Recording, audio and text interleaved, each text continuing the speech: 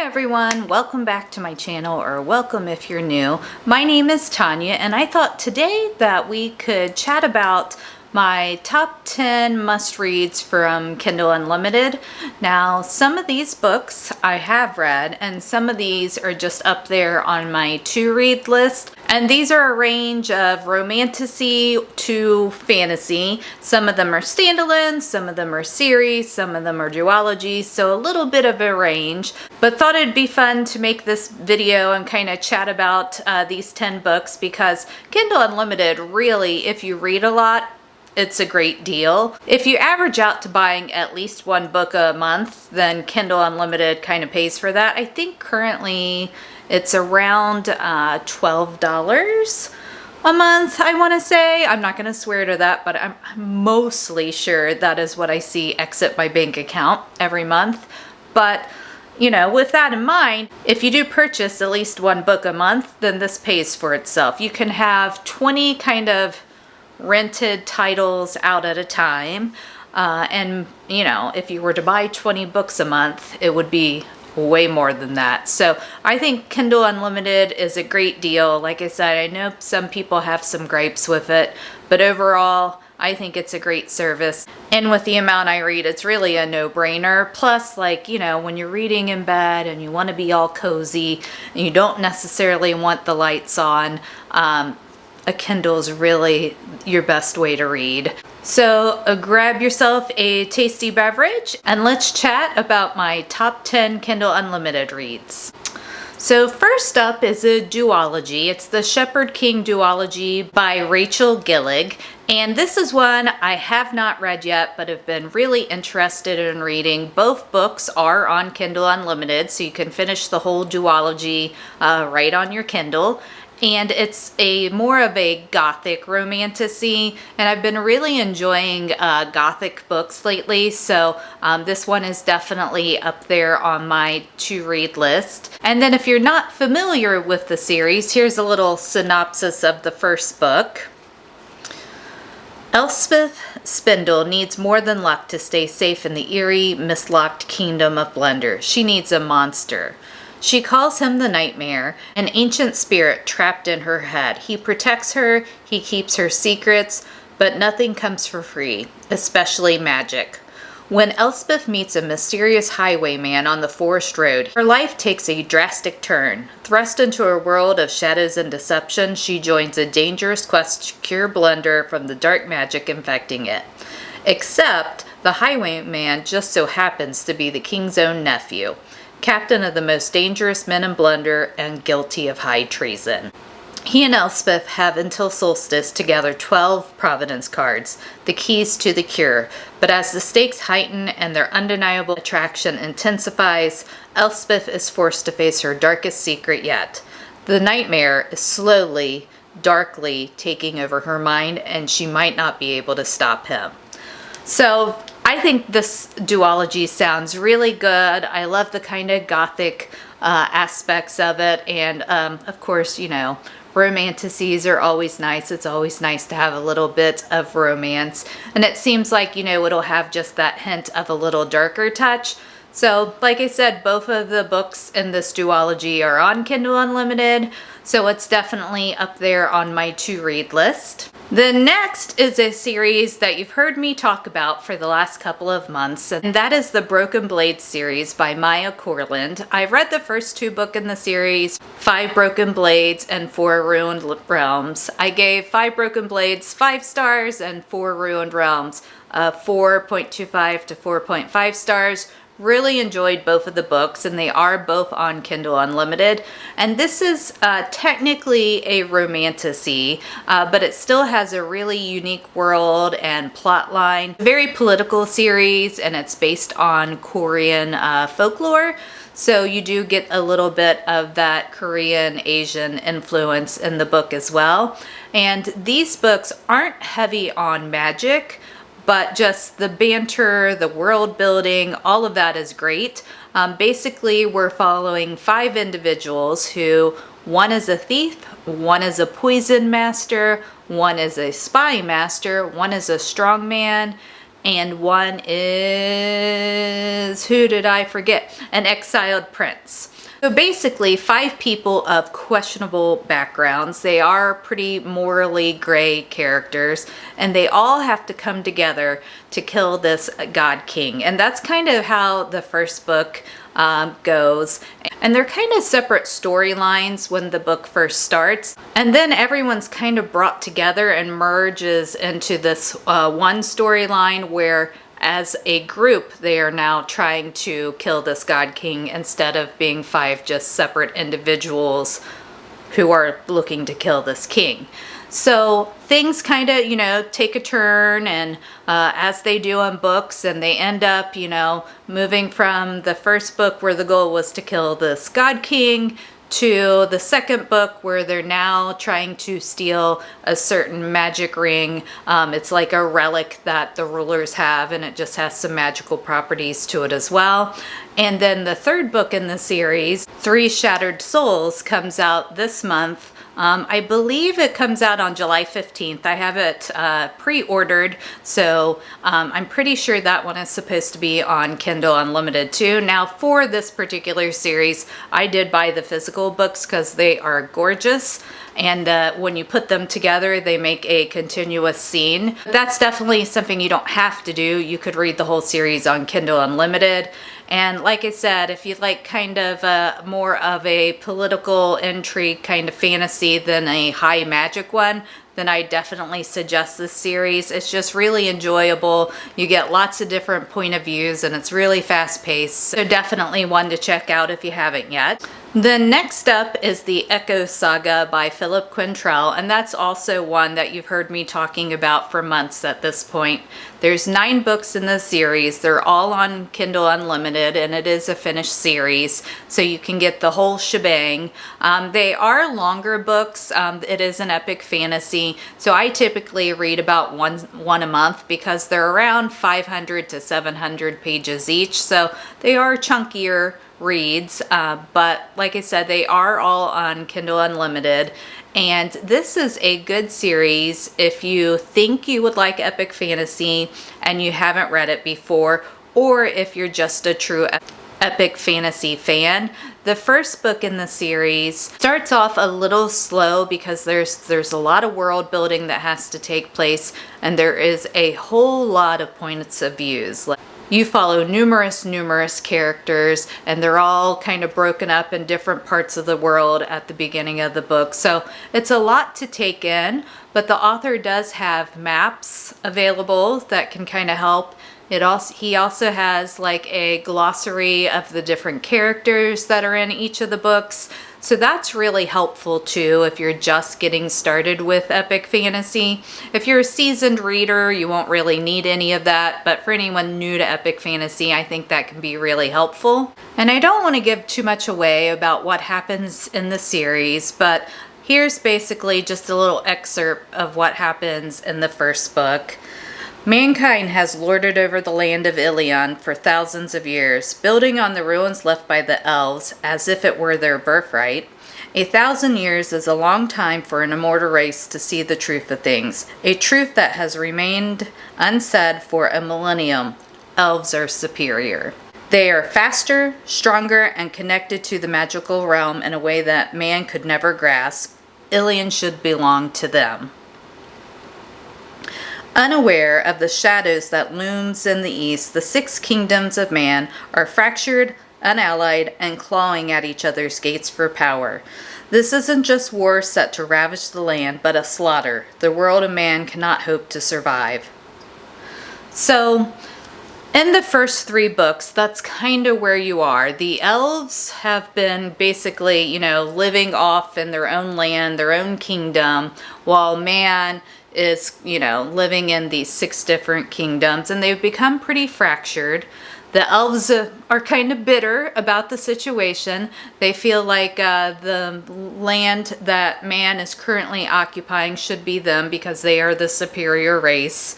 And all along with this, there is also this prophecy that has basically, talked about, a doomed time in the world. And everyone feels like it's kind of coming to a pass. Now, some of the elves think the prophecy is a farce. Some of them believe in it and think the time of the prophecy has now come to fruition. But lots of angst between humans and elves. And then there's also this kind of religious sect called the Black Hand, and some dark gods who are stirring up trouble. And in between the elves, the dark gods, and this Black Hand, there's going to be war in the land. So that's kind of where the first 3 books in this series take place. Then a timeline of about 30 years passes, and then we get into books 6 through 9.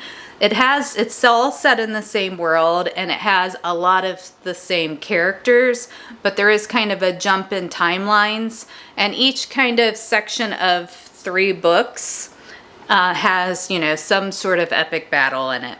So I've read the first 6 at this point, and I'm getting into the last 3, and I can't imagine how it's going to turn out. There's lots of things that still need to be answered. But if you're a fan of epic fantasy, so you love different races, you love magic, dragons, mythical creatures, any of that, then this would be a great series for you. I've been loving it. I am quite sure I will finish it this year, and then I plan on moving on to some of Philip Quantrell's other books. Then next up, Kingdom of Lies, which is another romantasy series, and that is by Stasia Stark, and you can find all of these books on Kindle Unlimited as well. Now these start off less steamy, kind of slow burn, kind of build and spice over the series, so that's just something to keep in mind. But what I really liked about these books is they're very fast paced for a romantasy. It does have like an actual plot, and I loved the world building and the banter that happened between our characters over the course of the series. So basically, in this particular world, if you are a human, then the gods take your magic at birth. And then once you come to a certain age, you may get a portion of this magic back. How much you get back can vary depending on what your actual power is. And if you don't give up your power, then you're considered corrupt. So, at that point, you're basically hunted down, you're killed, imprisoned, all the things, because you are not allowed to be keeping this power for yourself. It's supposed to go to the gods, so that they can do, good in the world. But as you can imagine, that's not what was really going down. The magic that is being taken is not being used for good purposes, and it's not going to the gods either. And over this series, we're following Priska, who ends up being someone who has not given up their magic. She has the ability to stop time, and she's worried about being found out for having this power her entire life. And it's come to a point where someone does find out that she has power, and she has to run to escape. And basically, while she is running, she ends up going off of a cliff into a pool of water and almost drowning. And this group of mercenaries finds her, they save her. They don't want to keep her around, but they did save her from drowning and make sure that she's at least capable of taking care of herself before they leave her. Well, it ends up she keeps running into this group of mercenaries, and they find out that she does have this power for stopping time, and they want to use that power to help them get into the city. They have some questionable backgrounds where they don't want to just walk through the gates. They want to sneak in if possible, and Priska's ability to stop time would be very helpful for this. So she ends up agreeing to help them because if she gets to the city, she can try to save her best friend who also had hidden power and was taken and is being held prisoner and awaiting execution at the castle. So she agrees to travel with them with one of the mercenaries whose name is Lorien, who is our male main character. Some romantic tension begins to evolve, and things kind of just progress from there.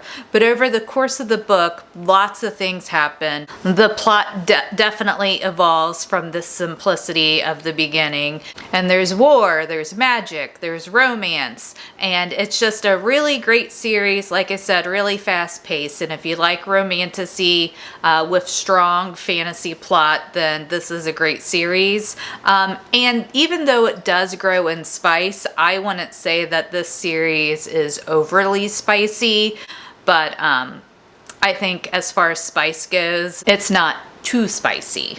And my next Kindle Unlimited must read is When the Moon Hatched by Sarah Parker. And this is technically a romantasy, but it has a very, very immersive world. The romance, I would say, is definitely more slow burn, but still intense. And it has dragons, and if it has dragons, how could you not love it? And there's some really unique kind of aspects to this world and also to the dragons. One being that when a dragon passes away, it basically kind of solidifies and makes a fossil and becomes like a moon in the sky. So I thought that was a really interesting and intriguing element, and one I haven't heard before, and just really, you know, creative world building in this book. And I do know it's at least going to be a duology, because the next book comes out, I believe, in October or November. And if you're not familiar with the book, here's a little synopsis of it. The creators did not expect their beloved dragons to sail skyward upon their end, to curl into balls just beyond gravity's grip, littering the sky with tombstones, with moons. They certainly did not expect them to fall. As an assassin for the rebellion group, Rave's job is to complete orders and never get caught. When a rival bounty hunter turns her world upside down, blood spills, hearts break, and Rave finds herself imprisoned by the Guild of Nobles, a group of powerful fae who turn her into a political statement. Crushed by the loss of his great love, Khan took the head of a king and donned his melted crown. Now on a tireless quest to quell the never-ebbing ache in his chest, he is lured by a clue into the capital's high-security prison, where he stumbles upon the imprisoned Rave. Echoes of the past race between them. There's more to their story than meets the eye, but some truths are too poisonous to swallow. And I will say that's a really great description of this book. There's kind of lots of hidden details, things that have happened in the past, memories that are suppressed, and you just learn bits and pieces of it as the story goes on. Now, Rave is a very, I would say, semi-dark character. Definitely on the morally gray scale, but she's had to overcome a lot of things, and some of those things she doesn't remember happening, and some she has just suppressed because they were such painful memories. But really great character, definitely, you know, falls on that morally gray scale. And the back and forth in between her and Khan and how their relationship evolves is one of my favorite parts of the book. And then once you pull in that dragons aspect, and then, you know, the idea that, you know, when they do pass away, that you have these fossilized dragons as moons in the sky, it's just, I really enjoyed it. I'm looking forward to the second book coming out, and it is a longer book, but would highly recommend, especially for all my dragon lovers out there. The next up is another one I haven't read, and it's the Songs of Chaos series by Michael Miller, and the first book is called Ascendant, and this one also has dragons in it and dragon riders, so once again, how could I not want to read this book? And it is an epic fantasy. There's 4 books in the series. And like I said, I haven't read it yet, but it's won tons of awards, and I always hear really good things about it. And let me just give you a little synopsis from the first book. Holt Cook was never meant to be a dragon rider. He has always served the order hall of the crag, dutifully keeping their kitchen pots clean. Until he discovers a dark secret. Dragons do not tolerate weakness among their kin, killing any young they deemed flawed. Moved by pity, Holt defies the order, rescues a doomed egg, and vows to protect the blind dragon within. But the scourge is rising. Undead hordes roam the land, spreading the blight and leaving destruction in their wake. The dragon riders are being slaughtered, and betrayal lurks in the shadows. Holt has one chance to survive. He must cultivate the mysterious power of his dragon's magical core, a unique energy which may tip the balance in the battles to come and prove to the world that a servant is worthy after all. And anything, like I said, with dragons, dragon riders, magical power, the tale of, the servant rising up and becoming a great force or warrior. I'm all about those kind of books. So this is one that I definitely want to read. It's been on my radar for a while, but I haven't made it to it yet. But, how could you not want to read it? So I'm hoping to get started on this one before the end of the year, but we'll kind of see. I'm in the middle of a lot of series currently, so it kind of just depends on if I get some of those finished up. But this is going to be one of the next epic fantasies that I start. Then for my 7th pick for a must-read on Kindle Unlimited, that is the Gods and Monsters series by Amber Nicole. And I actually just finished the first book of the series on my Kindle. It's called The Book of Azrael, and it absolutely destroyed me, basically. The ending, I was not prepared. It was a huge cliffhanger, something I wasn't expecting, and it kind of came out of nowhere. So definitely was a surprise, and like I said, I felt slightly destroyed by the end of it. It took me a few hours to recover and be able to move on to my next book. But in this series, we're basically following Diana, who is a monster, and Liam, who is a god. And he is also king of the planet that Diana is currently living on. Liam's basically put himself into a self-imposed exile on his home planet that was destroyed during a war. And he's been in isolation for hundreds and hundreds of years, so hadn't stayed really well connected with what was going on down on the planet. Now, Diana, who was a mortal at one point, was turned into a monster by someone named Kaigan. Her sister was dying, and she basically just called out to anyone who could hear her that she would do anything that she could in order to save her sister. And her parents had already died. There was some sort of plague going through the land, and Diana could not stand the thought of losing her sister. So this monster named Kaigan ended up coming down, and he turned her and her sister into monsters. So they're basically immortal. They can be killed, but it's super hard. And Diana is the stronger of the two. Her sister really, doesn't have any real powers. Mostly she just has the extended lifespan, the immortality portion of it. Any real powers, but Diana does. Diana can make fire, she can fly, she can shapeshift, she can do all sorts of things, and she's super powerful. But Kaigan has basically been keeping her on a leash and has been using her to kill his enemies over the years. One of those enemies being Liam. So Diana basically goes in to try to take out Liam and his celestial army called the Hand, and things don't go quite according to plan, and she ends up getting captured. And, things kind of transpire where her and Liam end up agreeing to work together if Liam promises to take care of Diana's sister if anything was to happen to her.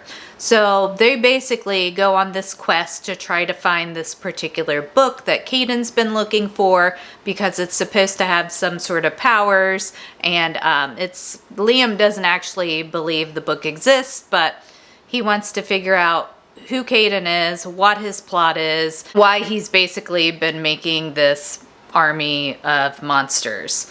So that's just a little bit of the backstory, but what makes this book so great is it is an urban fantasy, so there's that aspect of it if you do like urban fantasies, but Diana is unapologetically fierce. She knows that she is a badass monster and that she can take down anyone who she sees fit, and she's not going to take crap from anyone.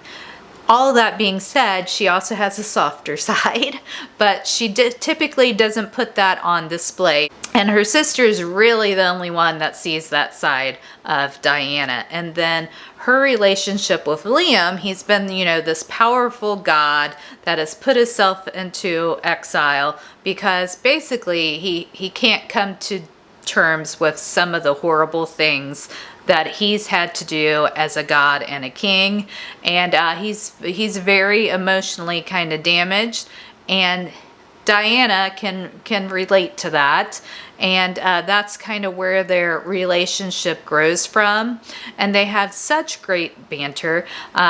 Diana is very angsty, very sarcastic, and I just really enjoyed seeing how they interacted with each other and how their relationship grew as they worked together.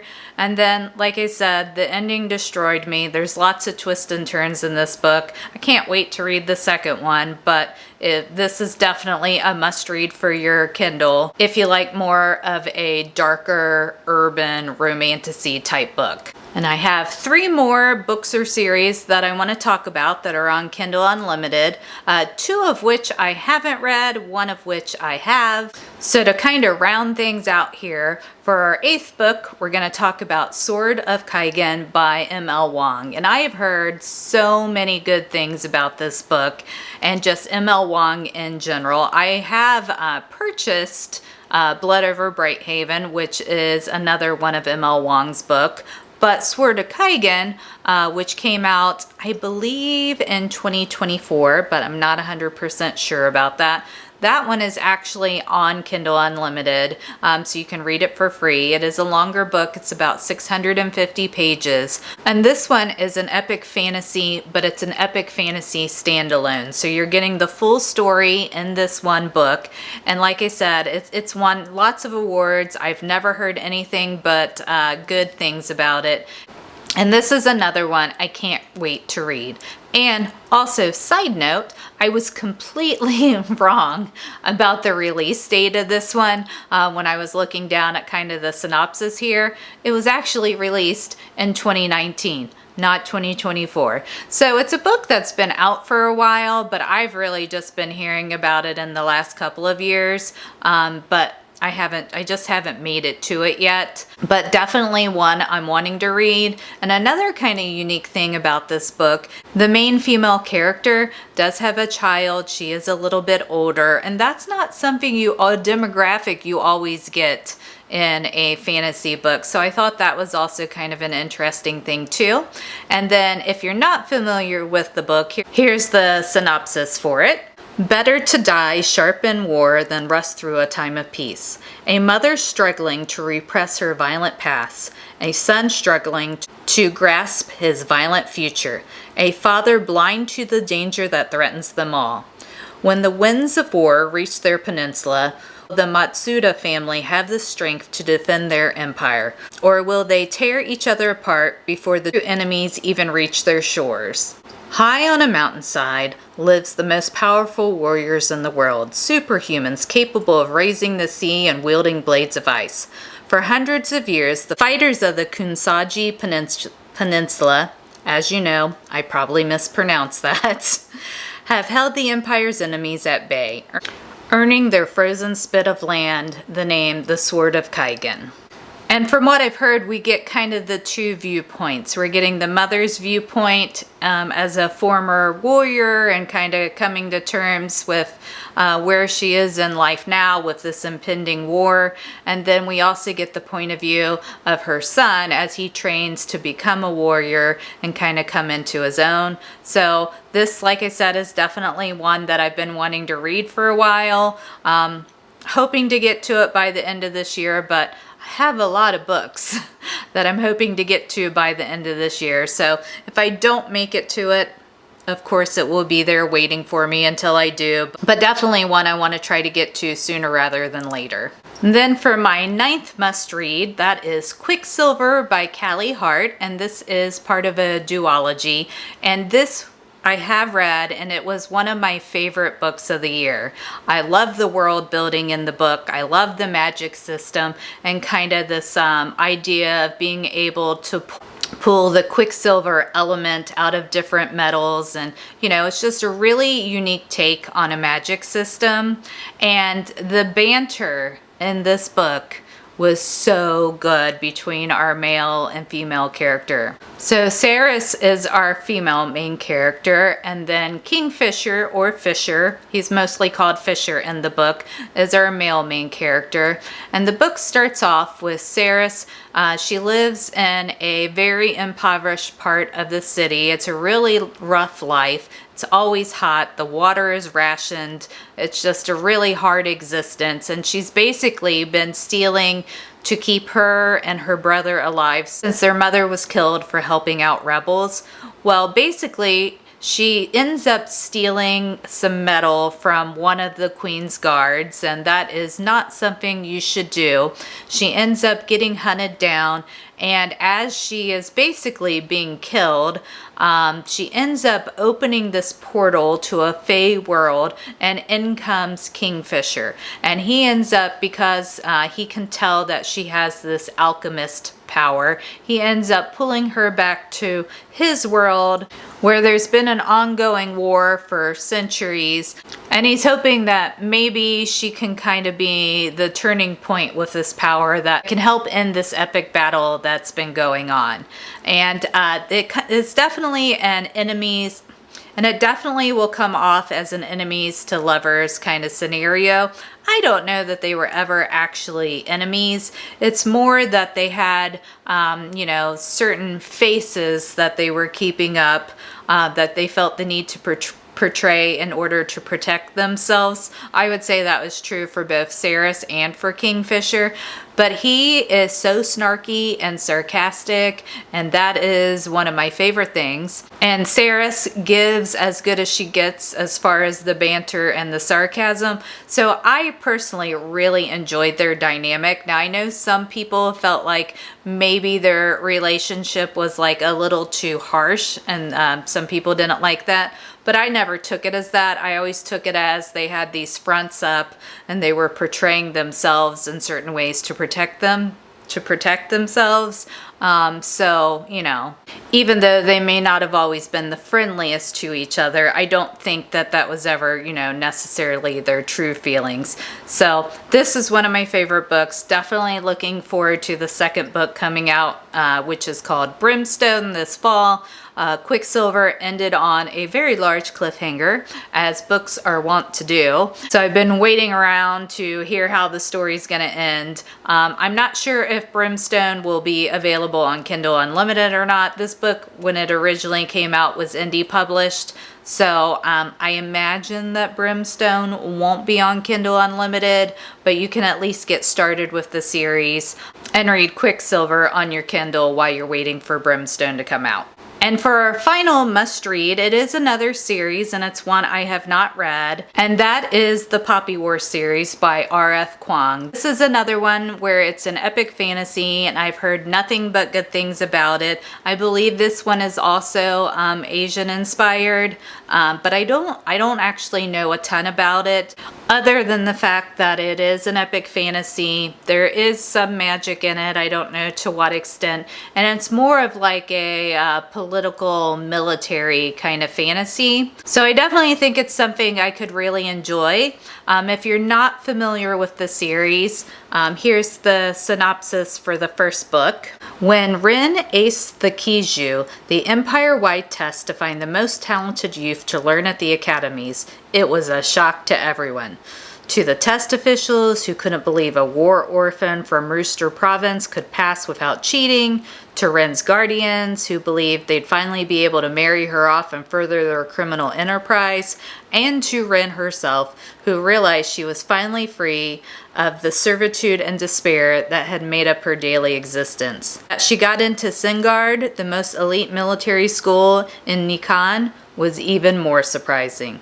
But surprises aren't always good, because being a dark-skinned peasant girl from the south is not an easy thing at Sengard. Targeted from the outset by rival classmates for her color, poverty, and gender, Ren discovers she possesses a lethal, unearthly power. An aptitude for the nearly mythical art of shamanism, exploring the depths of her gift with the help of a seemingly insane teacher and psychoactive substances. I was not aware of that part of it, but that kind of goes along with shamanism. Ren learns that gods long thought dead are very much alive, and that mastering control of those powers could mean more than just surviving school. So I definitely think this is a book I could enjoy. I mean, who doesn't love a good kind of rags to riches story, which I really think this series seems to have, and the shamanism kind of aspect of the magic. I always think that's interesting. I didn't realize, we'd be talking about different psychoactive drugs that she may be taking for these shaman powers, but I think that is kind of, goes hand in hand with that. You see that in when you hear about shamans for like Native Americans or anything like that, there usually is some sort of drug usage to help them walk those paths in different planes of existence and things. So I guess it makes sense, just for whatever reason. I didn't realize that was part of the plot of the books, but whatever, brings an interesting aspect. But that wraps up my 10 must-read either books or series for Kindle Unlimited.